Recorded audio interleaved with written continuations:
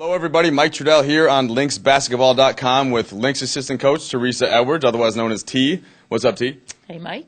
T needs no introduction in women's basketball. We're talking about a 5-time Olympic. Well, I was going to say gold medalist, but you didn't get it that one time. Gold medalist sound, but you better let them know. Okay, 4 times. What else are we doing? WNBA veteran, played overseas for years, okay, and you can still play. Let them know. Okay. I'm going to try to keep letting them know, but what we're going to do on T's 5 is take you through 5 basketball-related topics. Can you handle that, T? I think I can. All right, the first one, can we go to number 1? Go for it. Lindsey Harding's injury. Okay, it's essentially not the best thing that happened. We're going to talk about why it could end up being positive later, but just talk about her year. She was the number 1 overall pick out of Duke, someone that had a little bit of an up-and-down year, but still better than the rest of the rookies. So give us your analysis. Well, coming from the draft, Lindsey definitely gave us the biggest hype, the biggest hope, perspective that we could have filling in the point guard position. And she came in just like I expected, hardworking, passionate about the game, and a straight leader from the top. So, of course, we had high hopes, and everything was going well. And I felt like she was really beginning to turn the corner as far as what was the next level for her and adjusting to the teammates of the Minnesota Lynx that were around her. Not to say that was good or bad, but that adjustment was taking us somewhere. And we'll talk about this later, but potential rookie of the year. She only played 59% of the games, but and she was consistent. Okay. Yeah. So we'll see. We'll maybe put out a column on that to see if we can get her to the rookie of the year, but definitely wait for have that. to be considered. She definitely have to be highly considered. Okay, that can maybe be a topic in next week's T's 5. Okay. But for now, we got to move on to number 2. And as we said, this is an injury that, while it's debilitating to Lindsey, she's the kind of player that's going to work hard enough to get back 100% next year. Correct.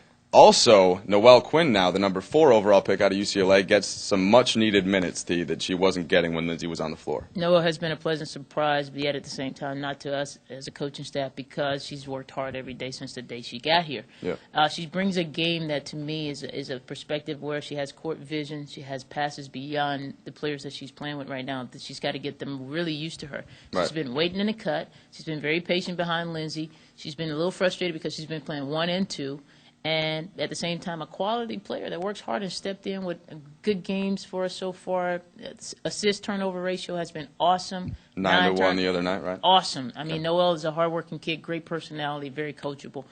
Nothing but a bright upside. What was your assisted turnover ratio when you played?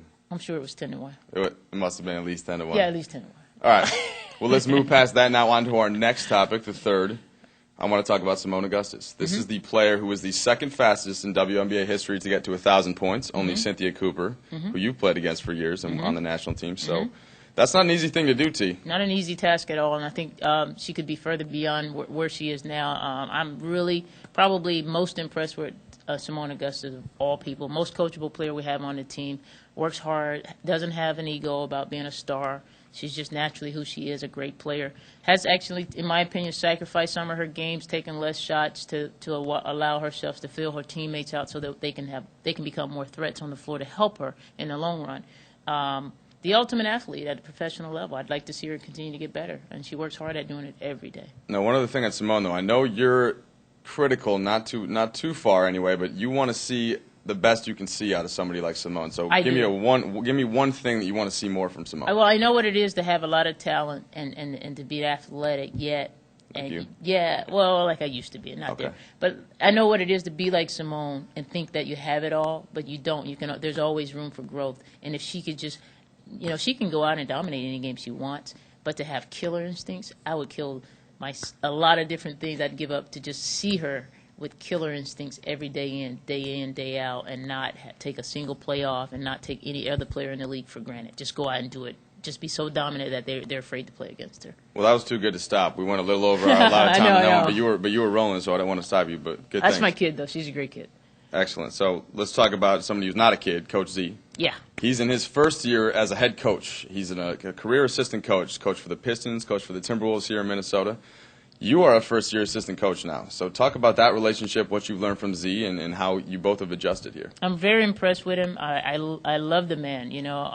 We've only known each other for a short period of time, but probably the hardest working man I've ever been around in the game of basketball. He works, on overtime, on himself, on the game, on the players, on me. He's taken me on his wings, and his staff, he really just kind of rocks us in his arms.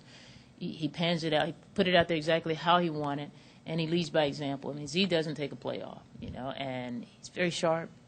I've learned a lot. I enjoy learning. It keeps, for all I've done and given and accomplished in basketball, he gives me so much more. Like, I'm learning constantly, and I love that feeling that I can look forward to every day with him. And, of course, what fans in Minnesota have seen that despite a really tough year in terms of wins and losses, the ladies have not quit once, whether it's a game at the end of the game. That train keeps coming for the Lynx, so that has a lot to do with Coach T. That's a credit to him. Yes. And now, let's talk about our last thing. Now, you are an ATL girl from Atlanta, from Georgia, the South, the dirty South, what. But you're in Minnesota now. Yeah. Okay, so we want to ask you a question about Minnesota. So we've got the Mall of America, Lake Minnetonka, the Skyway System, and the Mississippi River. If you had to pick one of those things, and I think I know what it is, but I'm not going to be happy about it, give me what and why. No, Mall of America. Everyone loves to shop. Who's ever heard of the roller coasters inside of a mall? Come on. All right, well, that is the wrong answer. Outside of Minnesota, Minneapolis, Minnesota, Mall of America. Yeah, but the correct answer is, of course, Lake Minnetonka, land of 10,000 lakes. You haven't been out to Big Island yet, apparently. No, and second would be the Skyways for me because it's cold as ever here in the winter. Okay. Well, the weather isn't great, but then, as you said, doesn't that help it? Kind of, we want to get on the lake in the summer. Oh, God, I'm telling you, the natives want to get on the lake. That's why it's the most popular thing for the natives. It's not the most popular thing for anyone else out of here. All right, can I ask you a question, though? If you go to the Mall of America and shop a lot, what's up? You're wearing Lynx gear. You can't come to our little You can find this at the mall. All right, alas, 5 new topics next week with Teresa Edwards. T's 5. Thank you, T, for being here. You're welcome. We'll catch you guys next time. What was that? A-Town, baby. baby. A-Town, okay. See you later. In Minneapolis.